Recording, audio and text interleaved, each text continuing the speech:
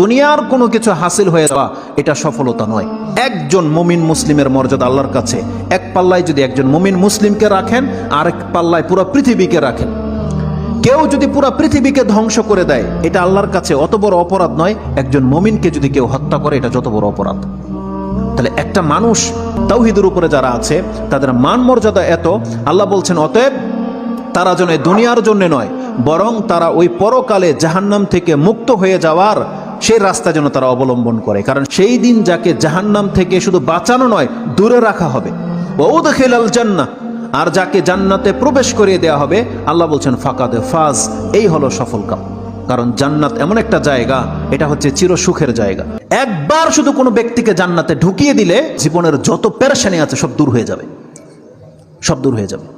তাহলে পরকালের ব্যাপারটা হচ্ছে এমন। আল্লাহ বলতেছেন সেই দিন যাকে জান্নাতে ঢুকিয়ে দেওয়া হবে, আল্লাহ বলছেন এই ব্যক্তি হচ্ছে সফল কাম। তাহলে এই সফলতা আসবে কিসে? একমাত্র আপনার ঈমান, তাওহীদ। আপনি আল্লাহকে মেনে নিয়েছেন, আল্লাহর বান্দা, আপনি আল্লাহর সাথে শিরিক করেন না, এমন প্রত্যেকটা ব্যক্তি সেই জান্নাত সে পাবেই পাবে। এটা আল্লাহ ওয়াদা করেছে।